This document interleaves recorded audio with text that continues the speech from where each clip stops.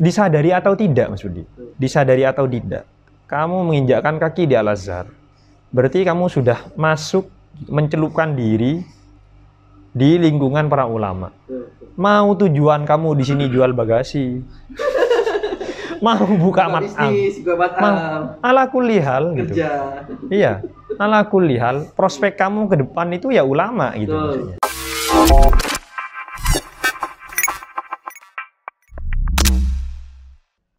Gitu. Jadi itu. Dan yang saya pertahankan itu dua. Saya itu nggak ngerokok sama nggak pacaran. Nah, itu pelanggaran paling berat itu. Mempertahankan nggak pacaran itu apakah memang sebuah kemauan dari masing-masing atau emang nggak laku gimana sih? Oh ya, oh itu sejarah juga ya. Ya pertama karena memang kita. Saya udah tahu makanya nggak nanya. Kasihan. Nanti jelas banget saingan kita. Yang pertama karena dulu karena pesantren kita itu kan beda, Mas, dengan apa? Dengan Banat ya. Iya, ada Pisah lah kan ya. Tembok tinggi gitu. Kemudian gitu, karena memang kita tidak populer. Tidak populer. Kemudian yang kedua, kita kalau Banat apa?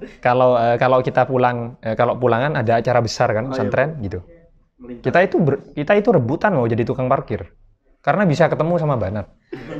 Padahal cuma lewat doang. Padahal cuma lewat dan tidak kenal namanya. Gitu. Nah, ada Banat-Banat yang populer atau ada kawan-kawan yang populer gitu. Di telinga santri putra itu kan sudah biasa kan. Kita itu juga merasa apa? Ya nggak bisa juga karena dia nggak kenal kita gitu.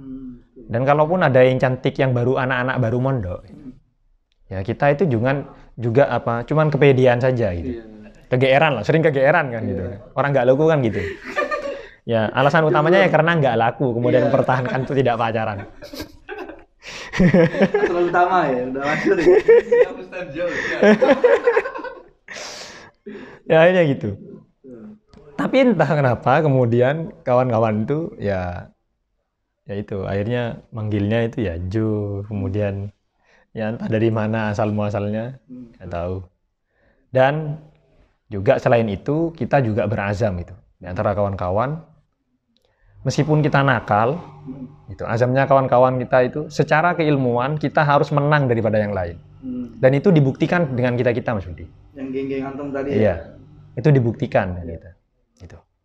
Jadi di antara kawan-kawan itu gitu, di antara kawan-kawan, jadi yang bisa di antara yang nakal-nakal, yang bisa bersaing dengan yang soleh-soleh itu golongan kita. Iya, itu di kelas, ya di kelas itu. Di kelas itu. Jadi di antara yang soleh-soleh itu yang bisa yang bisa menyamai itu kita. Baik saat kompetisi akhir sana kan ada kompetisi kan, ya kan? Imtihan ada kompetisi sebelum itu. Di segala bidang, di bidang hafalan, baca kitab, kemudian syarah dars, jadi mencarah. Ini kemudian musabakoh semuanya itu, MHQ apa. Itu kawan-kawan saya jago. Ada kawan saya itu nakal juga, jago di khotil Quran. Bagus khotil Qurannya. Ada kawan saya lagi itu jago di hafalannya. Gitu. Kira-kira saya yang tidak terlalu jago di mana-mana lah. Nyokong saja. Ya itu azam kami dulu. Tapi kan antum juga pernah cerita dulu dari from zero to hero. Yang antum bilang dulu duduk di belakang. Oh iya. Siapa? Oh iya, itu cerita banget. Dan ini mungkin saya tidak tahu ya. Jadi salah satu sisi spiritual yang saya dapatkan dari sini gitu. Kita itu sebenarnya belajar itu tidak tahu kapan kita kefutuh. Yang penting kamu belajar saja. Kapan kita kefutuh tidak tahu. Saya itu dari jiniyah, mulai dari kelas sifir itu 0 kecil, jiniyah ya, pelajaran agama, sekolah agama. Sampai kelas 3 saya itu nggak tahu apa-apa sama sekali. Sampai kelas 4, baru kelas 5 saya difutuh. Fan pertama yang difutuh kepada saya itu nahwu. Makanya saya gandrung terhadap ilmu alat. Karena itu pertama kali yang difutuh saya. Saat itu saya belajar Imriti. Iya. Belajar Imriti. Gitu. Nah, kelas 5 saya kefutuh itu dari nahwu itu kemudian pelajaran-pelajaran yang lain itu kok saya nangkep. Pertama kali saya itu tidak pernah juara. Itu. Kemudian saat mau juara, loh, langsung juara 1 itu kan aneh kan ya? Dari bukan siapa-siapa gitu. Langsung menjadi, ini siapa? Kawan-kawan saya itu saya digojlokin. Nyogok. Itu apa? Gitu, wali kelas, Pak, dulu guru tugas dari Sidogiri gitu kan, wali kelasnya. Itu beliau, kamu apa pakai pelet apa? Pelet apa? Ngawur, anak itu ngawur. Nggak percaya. Nggak percaya, Nggak terus aku. yakin. Akhirnya, oh kamu nggak percaya kalau saya itu gitu. Ya sudah, akhirnya saya buktikan di kelas-kelas berikutnya. Kita dulu itu kan kalau sekolah pakai catur, ulan 1, catur ulan 2, iya nggak? Dulu semester ya. Gitu. Jadi catur ulan 1 sampai catur ulan 3, saya tidak pernah turun dari posisi saya. Itu saya buktikan. Lagi naga. Jelas. Itu saya buktikan sama kawan-kawan saya. Tapi kelas-kelas berikutnya saya tidak pernah turun dari posisi sebagai bintang kelas. Dan tidak pernah juara 3 saya. 1, 2. Jadi gitu. Jadi saya buktikan sama kawan saya itu. Nggak ada mataharinya saat bintang doang sih. Matahari kelas nggak ada, Enggak. bulan kelas nggak ada. Nggak ada. Bintang kelas aja ya? Rembulan kayaknya ya. Boleh. Karena ada kontes ketampanan.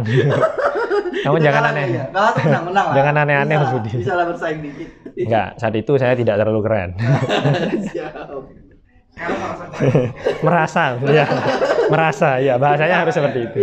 IDA. Ya, Raf. IDA. Oke ya. Habis tadi mulai ini ya, udah mulai naik lah. Ya, Populer ketika itu ya. Sampai Jadi- tamat ya, Ustaz? jadi saat itu ya sampai lulus dari pesantren, maksudnya sampai ke sini gitu. Saya merasakan kegandrungan untuk baca kitab itu sudah saya sangat membekas gitu dalam diri saya. Kira-kira itu Mas. Iya. Nah, tadi kan kita antum udah cerita sedikit ya tentang pertanyaan kita apa itu perjalanan antum sampai bisa ke Mesir gitu kan. Nah, yang saya pahami tadi itu antum pertama kali bahasanya tuh mungkin tadi terputus sebelum ke Mesir itu ketika kelas 5 kalau tidak salah ya. Setelah itu ketika ke Mesir pertama-tama galau lagi gitu. Terus putus lagi lah mungkin bahasanya gitu ya. Ketika tahun keduanya ya, ketika antum bilang bertemu Ustaz Zainuddin gitu ya. Iya. Ketika antum bertemu Ustaz Zainuddin itu apakah sebelumnya antum belum ke Masyayikh juga? Terus antum mulai Masyayikh itu setelah dari beliau atau bagaimana? Saya ngaji ke masyayikh, cuman tidak serius. Artinya saya mencoba saja, gitu. Ada ngaji ya, seperti kawan-kawan pada umumnya lah, gitu. Ya terbilang sekedar mengisi kekosongan. Kuliah juga tidak rajin, gitu. Kuliah nggak rajin. Kenapa kuliah tidak rajin? Gitu. Karena pertama kali masuk kuliah, pelajaran saya bahasa Inggris, campur AMI ya, stres kan. Gimana kamu mendapatkan itu? Itu saya. Itu kedobel itu. Pusingnya akan kedobel. Ya salam. Tapi saat itu saya masih bertahan. Ya akhirnya diisi lah dengan ngaji-ngaji ke masyayikh. Gitu, mencoba ngaji ke sini, ngaji ke sana. Terus Gitu. dari perjalanan antum tadi ya. Terus bisa dibilang setelah bertemu Ustaz Zainuddin tadi, antum mulai tangga ilmu atau belajar yang benar itu dari mantik ya. Iya. Dari yang Isa Guji tadi antum bilang. Terus sebenarnya setelah perjalanan antum panjang bahkan sampai sekarang, menurut antum sendiri manhaj belajar yang benar itu seperti apa dan manhaj yang antum lakukan sampai sini tuh apa? Terus juga mungkin sekalian ilmu yang sedang antum fokusi ketika itu sampai sekarang. Tentu muqaddimah dari historinya itu kegalauan ya gitu ya, berangkat dari kegalauan ya gitu kan ya. Ya biasanya gitu. Saya itu dulu tingkat 2 masih belum merasakan maksudnya masih baik-baik saja saat itu. Masih tingkat 2. Baru selesai tingkat 2, mau naik tahun ketiga, mau pilih jurusan, saya mengalami kegalauan karena gitu. Dikarenakan saya kebingungan, saya mau ngambil jurusan apa, tapi yang saya inginkan dulu itu saya mau ngambil jurusan hadis. Masalahnya kenapa? Karena saya pernah rosib di hadis. Mada hadis saya rosib, kemudian loh kok saya merasa kok hadis nantangin saya, kira-kira gitu. Kayak bukan jodoh. Iya, ini dikira saya nggak bisa belajar hadis apa gitu. Gitu. Ya akhirnya, dan saat itu saya curhat juga sama Zaim, dan saya saat itu sama Mas Zaim sudah belajar arud wal qawafi. Iya, arud wal qawafi. Nah terakhir di penutupan belajar arud itu, kemudian saya bilang, Mas, saya itu kira-kira mau ngambil apa, karena saya bingung. Basic kamu apa? Saya nggak tahu basic saya apa. Iya. Sering terjadi itu bagi Gitu, ya kan? kita kadang-kadang. Jadi Mas Yudi, kalau kita simpulkan gitu, perjalanan kuliah saya itu bukan atas kehendak saya. Itu semuanya atas dasar saran. Bukan hanya saran. Rekomendasi. Bukan hanya rekomendasi, ya apa ya? Maksudnya asal nyemplung saja gitu. Bukan seperti kawan-kawan yang punya planning untuk masuk ke sini. Iya kan? Siap-siap. Karena saya tidak punya persiapan. Tapi di balik itu saya merasakan banyak hal. Ya, salah satunya manhaj ilmu ini. Saat itu saya diminta kemudian, ya sudah, coba aja dulu mau masuk apa gitu. Nggak tahu saya, Mas, mau masuk apa. Akhirnya saya bilang, saya minta istikharah sama jenengan. Ya sudah. Pertemuan berikutnya, Zaim bilang, kayaknya kamu mau masuk tafsir. Saya langsung nelpon kawan saya, gitu. Mas, daftarkan saya di tafsir. Tanpa pikir panjang. Tanpa pikir panjang, serius. Tanpa pikir panjang. Loh kok dilalah. Kebetulan saat saya masuk tafsir tingkat 3, saya itu hadir muhadharah tafsir maudhu'i. Tafsir maudhu'i yang diampu sama muridnya Syekh Salim Abu Asy. Iya. Masih muda beliau. Ya Allah. Entah saya lupa namanya. Sudah lama. Terus siapa? Masih muda beliau. Beliau ngetes kita, gitu. Dites apa Mas Budi? Ngetes mantik, gitu. Jadi ditanya, ma huwal had? Ma huwal had? Wa ma huwar rasm? Gitu. Wa mal farqu bainal a'am wal 'am? Gitu. Nggak ada yang jawab, sekelas nggak ada yang jawab. Saya kagetnya minta ampun itu. Loh, nggak ada yang jawab itu. Kemudian karena ujuk-ujuk nggak ada yang jawab, kemudian beliau tanya, gitu. Tanya apa? Man mu'allif Tuhfah Hasaniyah. Baru ada yang jawab, saya Muhyiddin Abdul Hamid. Gitu. Orang Mesir ya, saya Muhyiddin Abdul Hamid. Baru dari sana beliau langsung ngomong bagaimana? Beliau ngomong,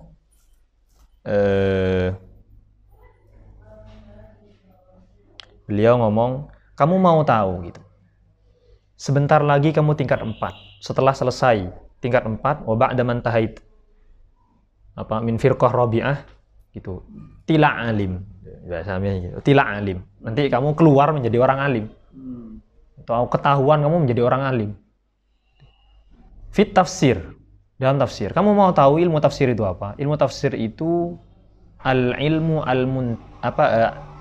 beliau bilang tafsir itu adalah ilmul muntaha.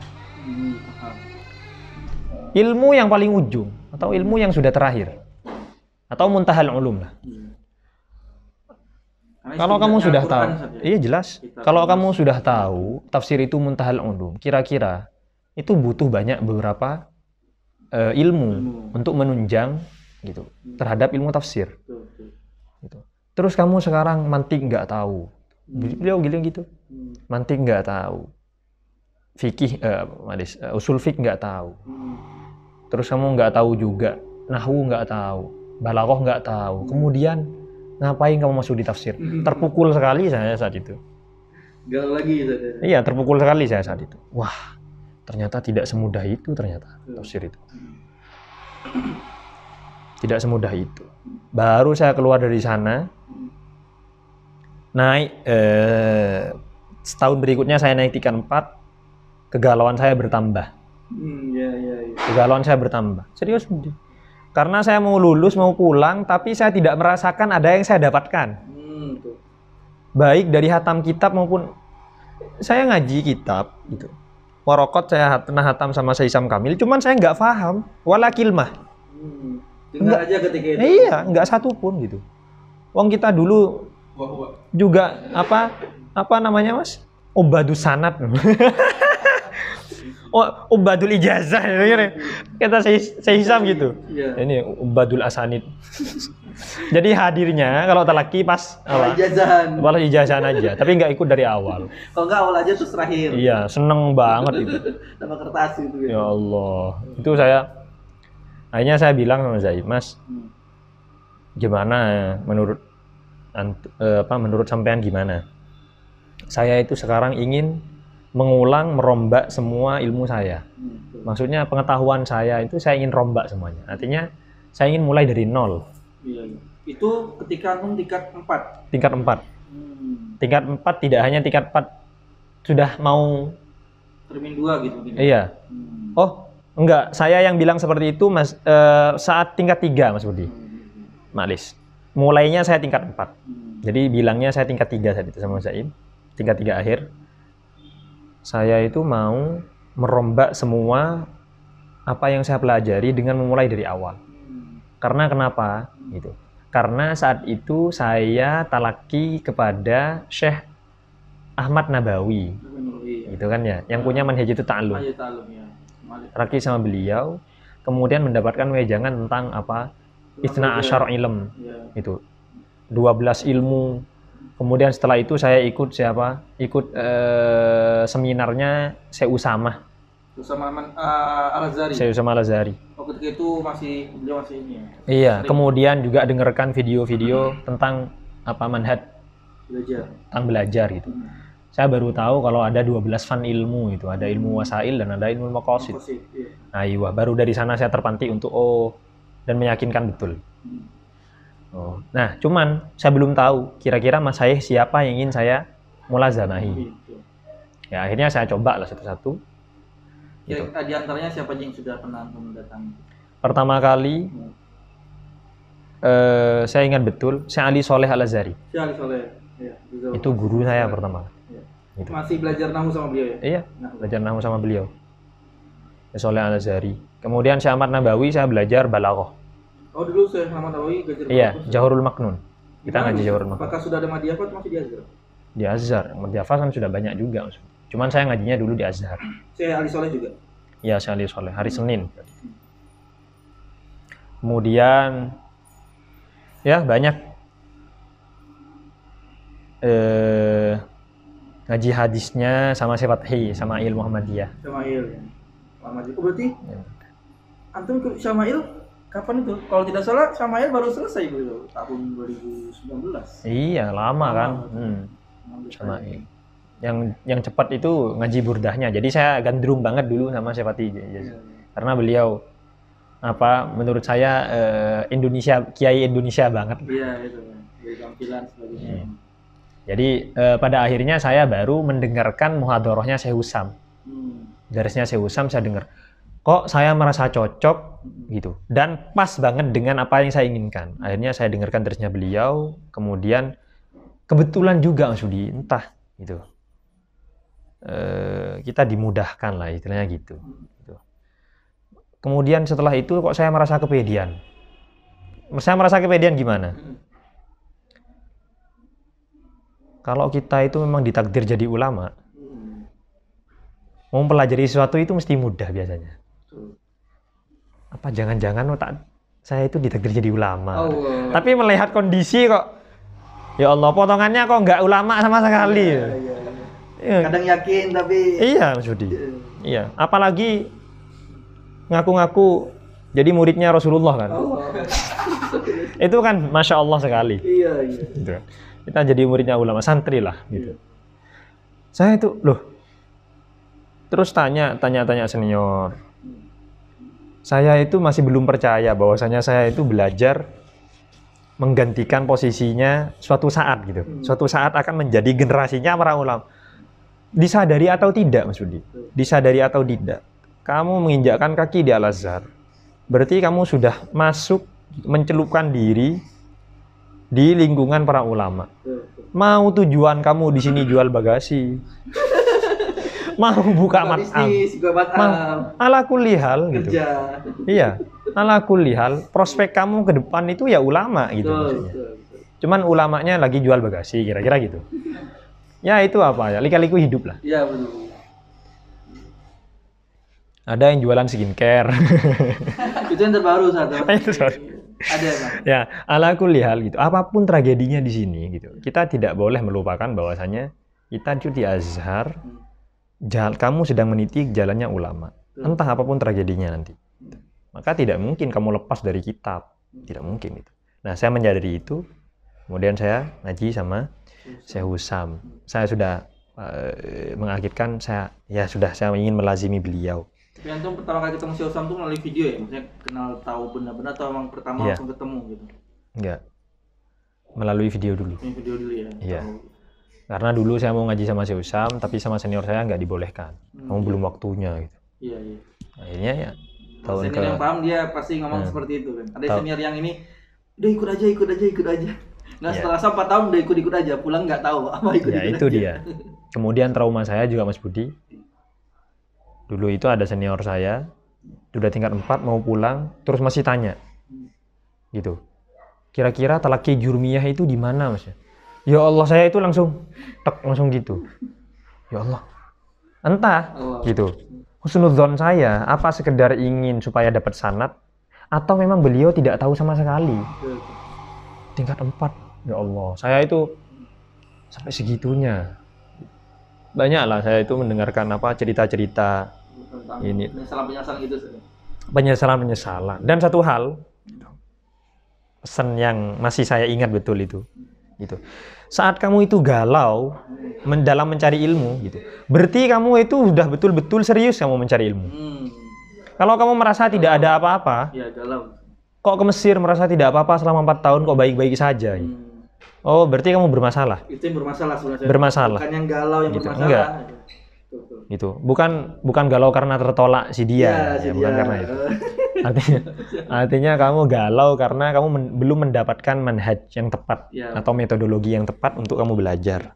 Kalau berantum sendiri, yang benar nih, manhaj yang belajar tuh kalau dalam fan ilmunya itu kita mulai dari mana dan kira-kira kalau dari antum sendiri kitabnya apa yang harus memang Nah, kita mulai?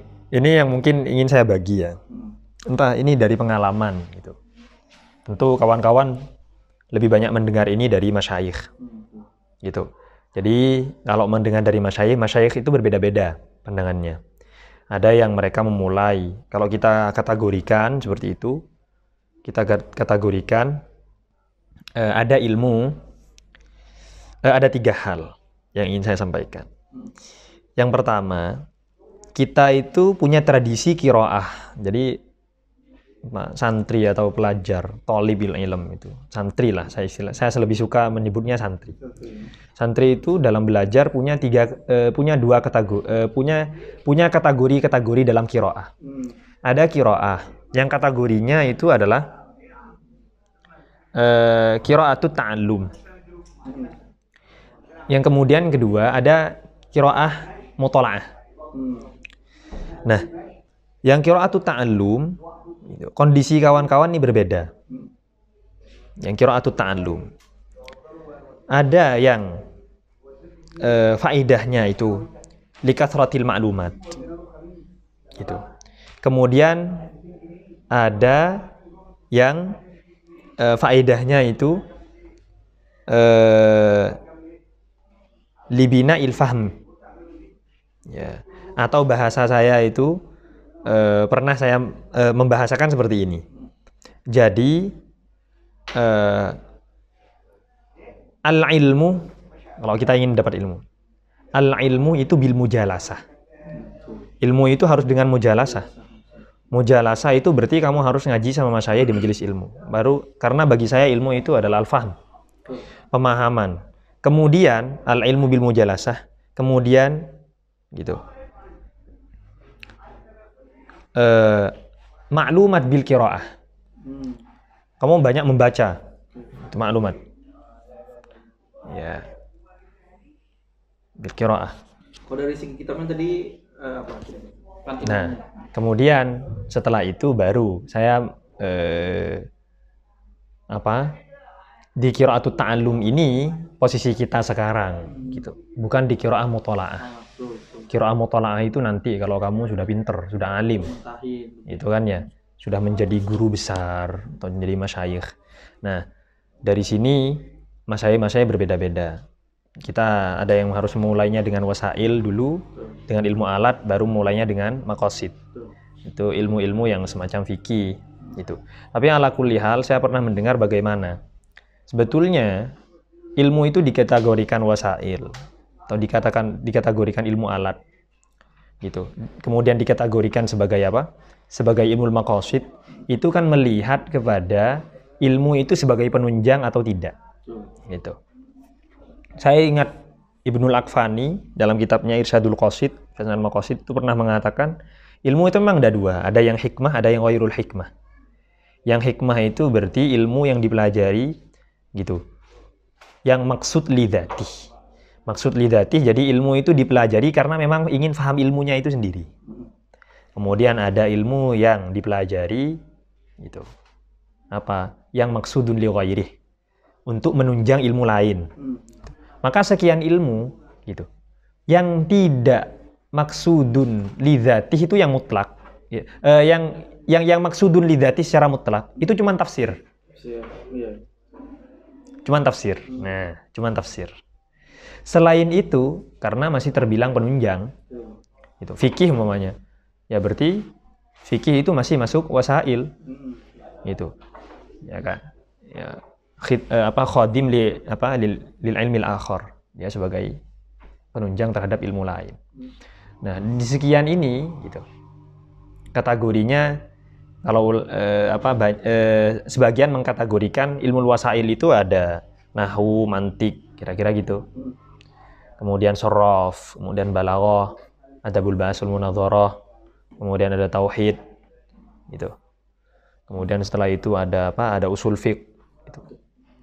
Kemudian kategorinya yang maqasid, kemudian masih ada mustalah hadis. Itu kemudian yang maqasid kategorinya ada macam-macamnya, ada apa?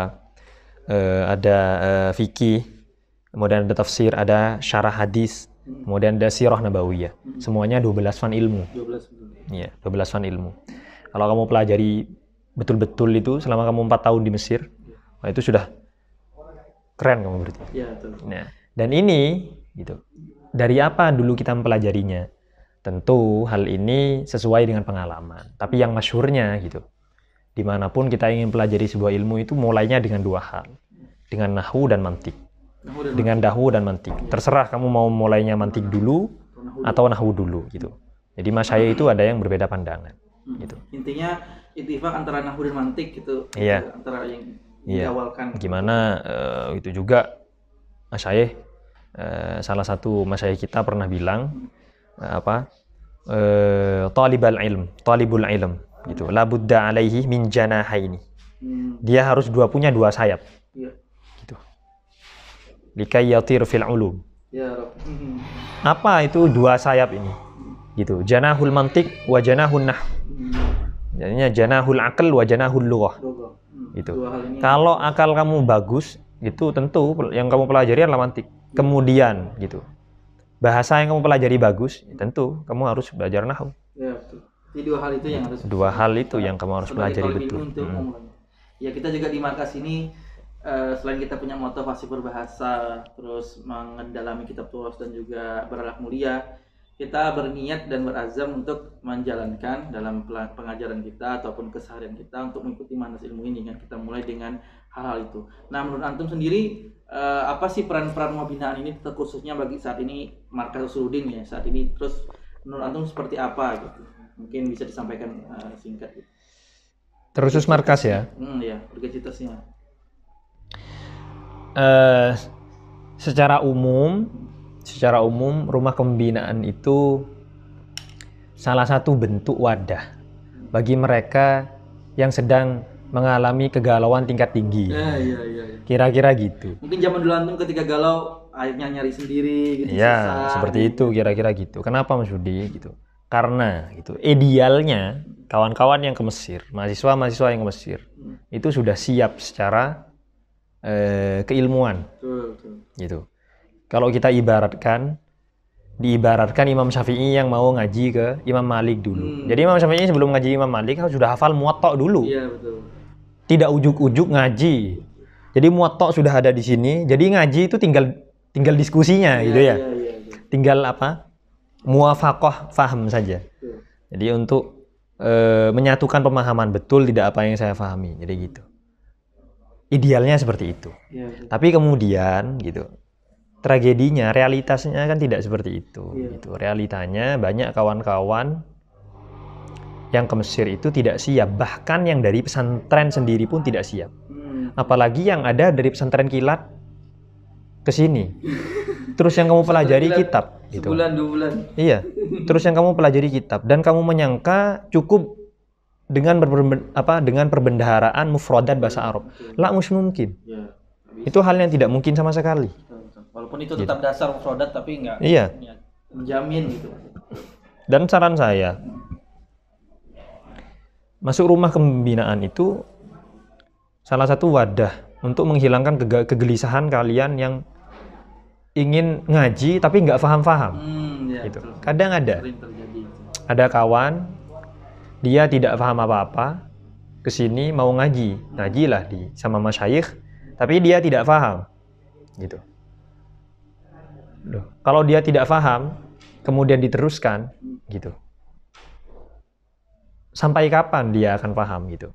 Artinya, kamu harus punya pembuka, harus ada yang mengawali, gitu. Bahasa lainnya harus ada yang membantu kamu untuk masuk ke sana, gitu kan ya. Bagaimana tidak?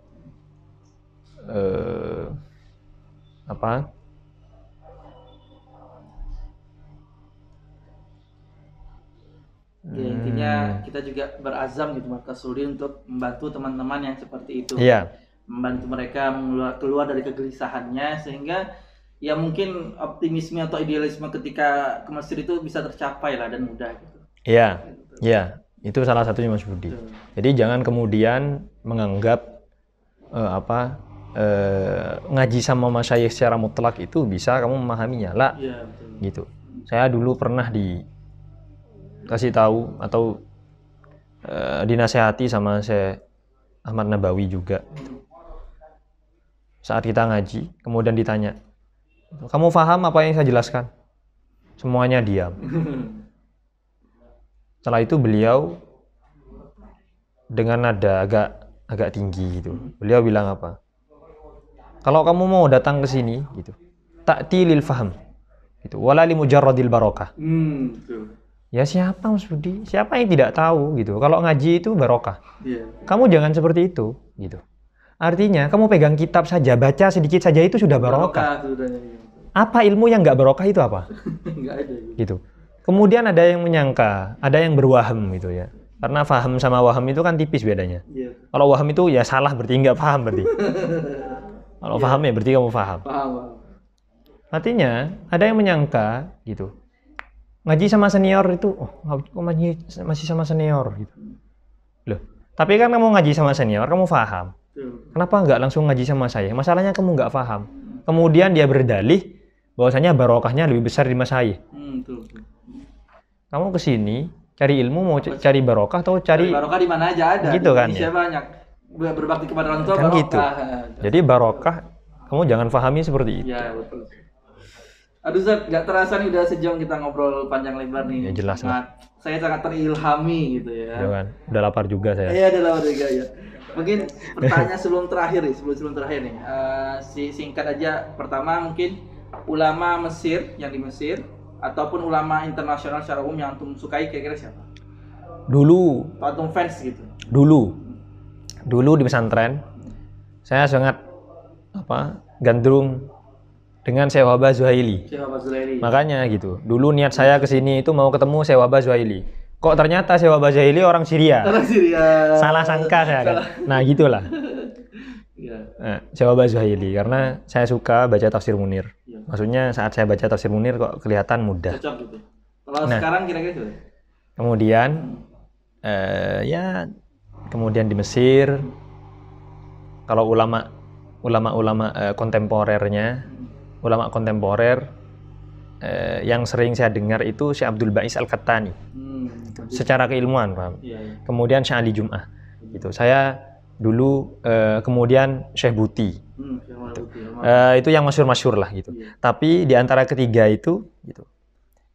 Yang sering saya dengar gitu. Itu adalah Syekh Ali Jum'ah sama Syekh Ahmad Nabawi Syekh Abdul Ba'is Al-Qattani gitu ya. Itu masyhur maksudnya. Itu ulama-ulama kontemporer yang sangat masyhur sekali sekarang gitu. Tapi gitu, kalau ulama-ulama Turos gitu, saya sangat ngefans sekali dengan Ibnul Hajib, Saifuddin bukan Saifuddin. Julukannya beliau. Umar Ibnul Hajib. Nah, saya lupa. Tapi Ibnul Hajib saya ngefans sekali karena beliau itu pemegang gitu gelar alamah.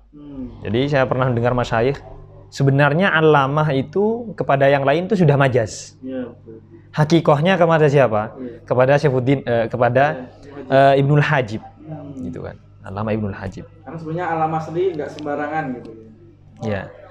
Kemudian karangannya yang antum suka dari Syekh Ibnul Hajib apa itu? Karangannya Syekh Ibnul Hajib. Ya, saya minta doanya juga. Saya itu berniat, berazam sekali untuk menghatamkan karya-karya Ibnul Hajib. Karya-karya Ibnul Hajib itu masuk karya yang bukan mutola'ah, tapi masuknya ta'allum. Gitu. Masuknya ta'lim. Jadi apa kalau masuk ta'lim? Berarti gitu. Kalau masuk ta'lim, tapi masuk ta'limnya tingkatannya tidak di muqtadi dan mutawassit, muntahi. Kalau masih masuk ta'lim, berarti kamu harus paling tidak gitu. Kamu akan mencari guru dan kamu akan menggapainya. Ya salah satunya di nahwu itu kafiyah. Ibnul Hajib di Shorof Syafiyah. Punya beliau dan itu rujukan banget. Ummahatul Kutub fin Nahw. Kemudian usul fiqh beliau punya mukhtasar. Mukhtasar. Itu usul fiqh. Ya, kira-kira itulah Ibnul Hajib. Nah, makanya gitu. Kenapa saya terbesit? Karena salah satu guru saya itu sangat ngefans juga dengan dua orang. Gitu. Siapa? Yang pertama Saifuddin Al-Amidi, kemudian yang kedua Ibnul Hajib. Gitu. Sehingga beliau itu saya pernah dengar dari senior saya. Beliau itu kalau seandainya menginginkan gelar atau menginginkan lakop gitu. Maka beliau ingin sekali mendapat lakop Saifuddin Al-Hajibi. Itu perpaduan antara dua nama. Nama Saifuddin Al-Amidi, kemudian Ibnul Hajib. Di mana Saifuddin Al-Amidi ini salah satu muara ulama-ulama akliyat. Ya masyhur sekali ya. Gitu. Jadi kategorinya kalau akal itu ada dua madhab besar. Yang pertama Fakhruddin Ar-Razi, kemudian yang kedua Saifuddin Al-Amidi. Kalau satu ulama Indonesia yang antum fans berat, siapa tuh Ustaz? Oh sebentar. Tentu gitu ya. Tentu siapa ulama muda yang sekarang saya sangat gandrungi, ya tentu Syekh Husam lah. Syekh Husam Ramadan ya, karena saya mulazamah sama beliau gitu ya. Saya mulazamah sama beliau dan saya tahu kapasitas keilmuan beliau sangat power sekali. Kalau ulama Indonesia ya yang masyhur Gus Baha lah. Gus Baha yang terkini ya. Gitu. Kenapa Mas Budi di antara yang lainnya gitu? Ada 3 Gus yang saya senang. Gitu. Bukan Gus Habli Markas. Salah satunya. Gus Habli. Iya. Masuk enggak? Hampir masuk. Insya Allah yang akan datang lah. Ya, kalau sudah alim. Nah, kalau dengar Gus Habli didoain satu juga. Ya. Siapa tuh? Malih Gus, ini Mas Budi mancing ya. Mancing ikan. Ya. Gus Baha, gitu. Saya suka, saya kategorikan beliau itu salah satu ulama yang berani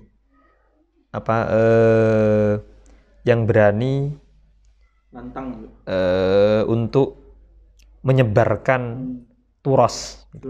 Jadi, yang berani sekali. Artinya ada banyak orang alim di Indonesia gitu.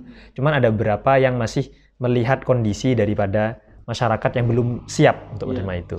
Tapi Gus Baha saya rasa salah satu yang berani sekali untuk mengkaji turos di hadapan masyarakat. Iya, tidak hanya di ilmu tidak hanya di ilmu fikih, tapi di sekian ilmu alat juga seperti itu. Dia, ya, itu Gus Baha. Saya rasa dan gitu membahasakan turos dengan bahasa-bahasa masyarakat itu beliau. Nah, gitu.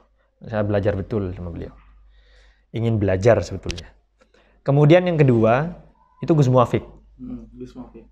Gus Muafik gitu. Gus Muafik itu kiai tapi rasa budayawan. Rasa budayawan. Jadi saya memahami Indonesia, betul-betul memahami Indonesia baik secara histori maupun secara kultur gitu. Itu dari beliau. Ya apalagi beliau orang Jawa kan. Kemudian saya agak Jawa lah. Agak Jawa. Aslinya Madura. Agak Jawa. Iya, Madura. Ibu saya Madura, ayah saya orang Jawa. Jawa mana, Sat? Jawa Timur. Oh, berarti masih Madura juga berarti. Katanya gitu. Tapi saya nggak tahu. Gus yang ketiga siapa? Tapi nggak tahu nikahnya sama orang mana. Mau dipromosi nanti. Kemudian yang ketiga gitu. Yang ketiga ada Gus Kausar dari Peloso Kediri. Nah, Gus Kausar ini saya suka sebagai sosok gitu. Sosok yang menjelaskan menjelaskan spiritualnya seorang santri, gitu kan ya, hubungan antara santri dan guru dan bagaimana titel seorang santri itu seperti apa, identitasnya seperti apa itu. Saya rasa saya senang dari Gus Kausar kajian-kajian tentang bagaimana menjadi seorang santri yang sebenarnya. Itu. Jadi 3 Gus ini itu sudah Masya Allah itu. Kalau perkuliahan mungkin Gus Nadir. Gus Nadir Shah Hussein. Senang ya. Aduh, banyak nih setnya. Oke, sebelum kita tutup, udah terakhir saya takutnya lagi gantung kakinya perutnya udah bunyi-bunyi ini. Ini ntar lagi kan mau ditraktir sama Mas Budi ya. Iya, tapi udah malam, aduh. Nggak rezeki kayaknya. Sebelum terakhir ya, mungkin antum masih siap-siap gitu. Kita ingin mendengarkan mungkin sedikit syair. Katanya antum ini pujangga kan, pujangga masih syair nih. Syair Arab yang antum sukai, gandrungi, dan mungkin itu bermakna mendalam bagi kita, khususnya bagi pelajar, ataupun mungkin khusus bagi pelajar lah, karena forum kita emang untuk pelajar gitu. Kalau orang nanti ada waktunya lain. Apa tuh kira-kira? Sekaligus menutup perjumpaan kita kali ini. Sebetulnya banyak ya. Jangan semuanya, Sat. Enggak. Khusus. Nanti jadi ngaji nih. Iya, ngaji syair. Ini kacau kan ini. Ada 2 sebenarnya. Gitu. Yang pertama itu ya yang kemarin itu miliknya Abu Hayyan. Kemudian yang kedua miliknya Najmuddin An-Nasafi itu. Jadi saya melihat ini cocok sekali untuk Thalibul Ilm. Meskipun agak panjang. Cuman saya bacakan saja. Abu Hayyan itu betapa di bait itu entah ya, apa itu masuknya tergolong syair atau apa, saya tidak tahu juga. Apa masih nadhaman, tapi saya rasa sebab kalau dikategorikan syair itu bentuknya harus hayalan. Gitu. Seperti burdah lah. Ya ghazalnya atau syakwal gharamnya itu. Gitu. Cuman nanti saya akan sentuhkan ke sana supaya ada harmonisasinya. Jadi kita itu tidak hanya idealis saja gitu, tapi harus punya sisi harmonis, sisi romantis ya. Ya, ada harmonisasi di sana. Beliau ngendikan seperti ini, dauhnya seperti ini. Yadhunnul ghamru annal kutba tahdi. Gitu. Yadhunnul ghamru annal kutba tahdi. Akha fahmin li idrakil ulumi. Wa ma yadril jahulu bi anna fiha ghawamid hayyarat aqlal fahimi. Idza rumtal uluma bi ghairi syaikhin dhalalta 'anis siratil mustaqimi. Wa taltabisul umura 'alaika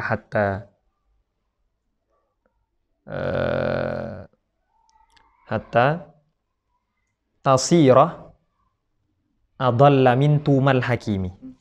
Jadi maknanya itu, jadi banyak orang yang tidak pengalaman belajar. Jadi awal-awal belajar dia itu menyangka bahwasanya orang-orang alim itu yadzunnul ghamru annal kutba, bahwasanya kitab-kitab yang dibaca oleh orang-orang alim itu tahdi akha fahmin li idrakil ulum. Jadi menunjukkan kepada seorang yang alim untuk mengetahui ilmu, padahal tidak, gitu kan. Mereka itu butuh yang namanya masyayikh. Kalau mutlak kutub tidak bisa. Karena kita tahu itu Ibnu Al-Aqfani menceritakan, salah satunya menceritakan Ibnu Sina yang sudah sealim itu masih sering tashif saat membaca kitabnya Kiai Simbah Yai Aristoteles. Ya, Mbah Yai. Ya, Simbah Yai Aristoteles. Jadi masih kesalah-salah kan gitu. Sealim Ibnu Sina. Makanya kemudian beliau belajar terhadap karya yang digubah oleh Al-Farabi. Baik. Kemudian beliau mengatakan apa? Wa ma yadril jahulu bi anna fiha ghawamid hayyarat aqlal fahimi. Dan orang yang bodoh itu tidak tahu bahwasanya dalam kitab itu banyak misteri, ghawamid gitu, atau bahasanya ulama itu al-ghaz. Al-ghaz itu teka-teki atau misteri. Jadi ada banyak yang ughliqat dalam kitab dan kalian tidak bisa tahu tanpa mujalasah terhadap masyayikh. Makanya pesannya kemudian, pesan siapa? Tidak hanya kemudian ghawamid ini bukan hanya orang yang tidak tahu saja, tapi hayyarat aqlal fahim ya, fa'il, mubalaghah di sana. Berarti orang yang sudah paham betul, dia itu masih belum bisa itu menyingkap misteri yang ada dalam kitab. Itu kadang seperti itu. Makanya kemudian saran daripada Abu Hayyan di bait berikutnya, idza rumtal uluma bi ghairi syaikhin. Gitu. Kalau kamu ingin belajar ilmu kemudian tanpa syekh, dolal ta'anis siratil mustaqimi, jelas kamu akan tersesat dari jalan kebenaran. Maksudnya, iya, meskipun kita tersesat dalam kebenaran, ya cuman kan tersesat nggak enak. Iya, tetap aja tersesat gitu. Iya, maksudnya tersesat dalam kebenaran, ilmu kan kebenaran. Cuman dia tersesat ya kacau nanti. Betul. Kemudian tidak hanya itu, hatta taltabisul umura 'alaika, sehingga semua perkara-perkara itu menjadi tidak jelas bagi kamu. Sudah rancu, pikiran kamu rancu, gitu. Tiba-tiba mondok cuman 1 tahun, sudah mau bikin konten YouTube, kemudian mau fatwa, buka majelis, ila akhirihi, disuruh baca kitab tidak tahu. Ya salam, dikira ilmu itu mudah gitu. Iya, murahan. Ya, mau tahu ada seorang tabi'in memulazamahi tabi'in yang lain, kemudian dia mengatakan apa? Ya, faqat lazamtu Hasan Basri. Ada salah satu muridnya Imam Hasan Basri mengatakan, lazamtu Hasan Basri isyrina sanatan, gitu. Kemudian apa? Mengatakan bagaimana? Wa shallaitu khalfahu fis subh isrina sana. Jadi 20 tahun tidak pernah bolong sholat jamaah. Apa? Subuh. Gitu. Jadi kalau kamu merasa mulazamah sama masyayikh kamu, kira-kira kamu pernah bolong ngaji atau tidak? Kalau kamu pernah bolong ngaji, kemudian kamu sudah merasa mulazamah, tadi itu berarti kamu merasa, berarti bukan mulazamah, merasa. Semuanya Hasan Basri. Nah, apa kemudian? Yang paling parah dari itu, kemudian beliau mengatakan, hatta taltabisul umura 'alaika, hatta, sehingga kamu itu apa? Sehingga kamu itu tasirah adalla min tumal hakimi. Kamu menjadi lebih sesat daripada orang-orang sofis.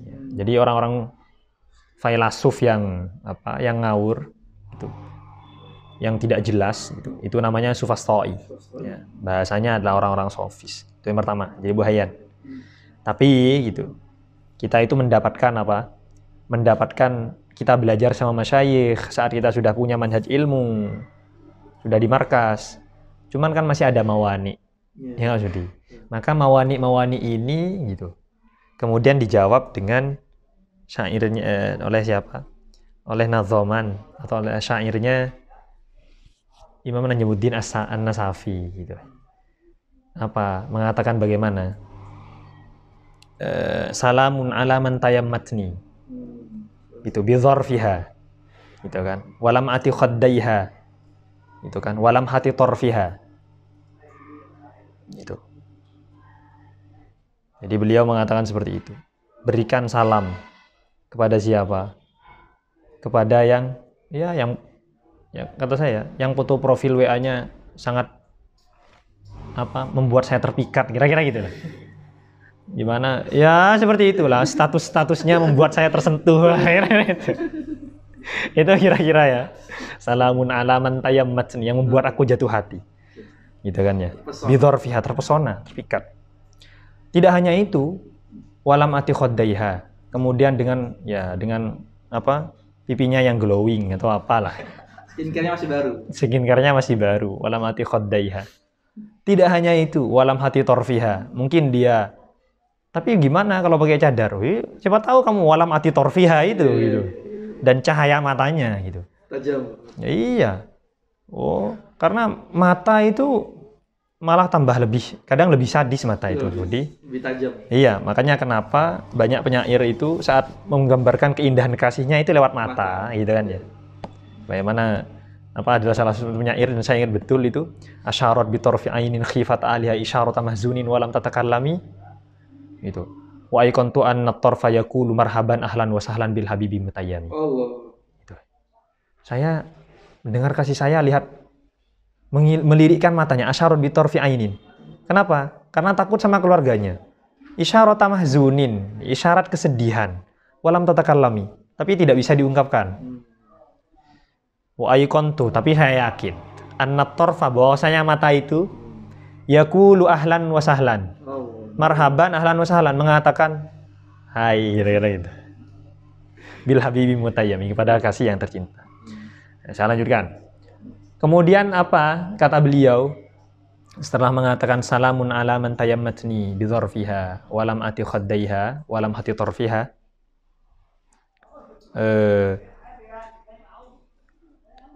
sabatni wa asbatni, gitu kan ya. Sabatni wa asbatni, sabatni wa asbatni fatatun malihatun, gitu kan ya. Kemudian mengatakan seperti itu, membuat aku terpikat, membuat aku tertawan. Apa? Fatatun malihatun, wanita yang cantik sekali, kira-kira gitu.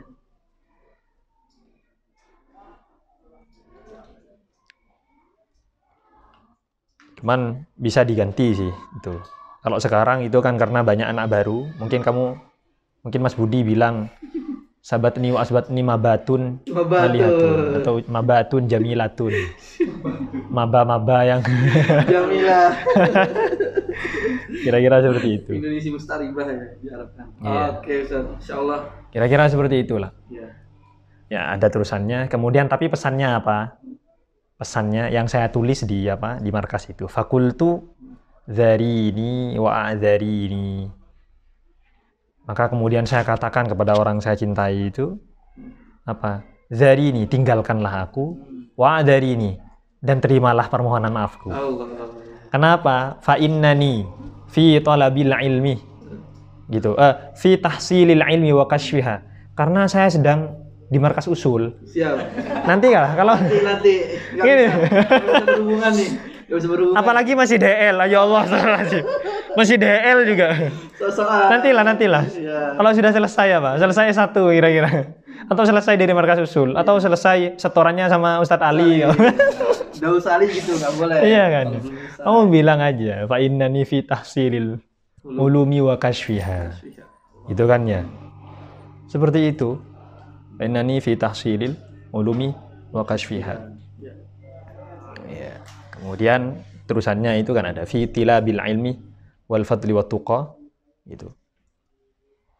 Cukup bagi saya itu mencari ilmu wat tuqa wal fadli, dan keutamaan wat tuqa tentu gitu. Dan itu semuanya ada di sini dengan kegiatan-kegiatannya gitu kan ya. Kira-kira seperti itu. Kenapa? Kemudian beliau mengatakan ghaniyun an ghaniyil ghaniyati wa arfiha. Itu cukup bagi saya. Gitu ya. Jadi apa yang ada dalam ilmu itu, ada dalam turos itu seakan-akan dia itu seperti lirik lagu. Sehingga beliau mengatakan ini cukup bagi saya daripada saya mendengarkan nyanyian seorang biduan wa arfiha dan semerbak wanginya. Kalau sekarang biasanya saya tag Mas Mufid nih. Mas Mufid kan seneng mawar de jong. Ya seperti itu. Nandito. Atau yang lain. Kalau dulu saya itu sangat gandrung dengan Maudy Ayunda. Oh, Maudy Ayunda boleh. Tapi saya sudah. Tapi kok ngelihat Turos itu kok lebih menggiurkan. Lebih menggiurkan, kira-kira gitu. Ya. Masya Allah, Ustaz. Terima kasih banyak nih waktunya nih. Kira-kira itu. Meluangkan untuk Markas Usuluddin pada pertemuan kali ini. Semoga antum dijaga oleh Subhanahu wa Ta'ala. Terus juga kiprahnya di masjid khususnya dan juga jalan ilmunya ini kita semua dimudahkan oleh Allah Subhanahu wa Ta'ala. Sebelumnya kita tutup nih sedikit memperkenalkan. Jadi Markas Usuluddin, Ustaz, kita membuat kumpulan Majmu'atul Mutun. Nah, jadi mutun-mutun yang kita pelajari ataupun mutun-mutun yang sesuai dengan mahal ilmu, beberapa yang kita masukkan, seperti ada mutun Sulamun Nawrab dari berbagai fan, ada mantik, juga ada ya hadisnya dan banyaklah. Itu insya Allah kita cetak. Kok ada surat Yasinnya juga ini? Iya, termasuk. Jadi kita bakal ini saat memperhatikan dari berbagai aspek, dari akli dan kolbi gitu. Jadi akan diperhatikan, hatinya juga terus-menerus. Biar ada apa tadi? Biar satu frekuensi. Biar satu frekuensi bahasa Ainun Habibinya gitu ya. Mungkin nanti bisa dilihat dulu saja. Mungkin saja Ustaz ya. Terima kasih waktunya kami sampaikan. Teman-teman Markas Usuluddin, kita cukupkan sampai di sini. Terus ikuti dan jangan lupa subscribe, like, and share akun Markas Usuluddin untuk mendapatkan info terbaru dan terbaik. Udah gitu saja. Nggak asik sama sekali. Nanti di-cut ya. Syukran. Assalamualaikum warahmatullahi wabarakatuh. Waalaikumsalam warahmatullahi wabarakatuh.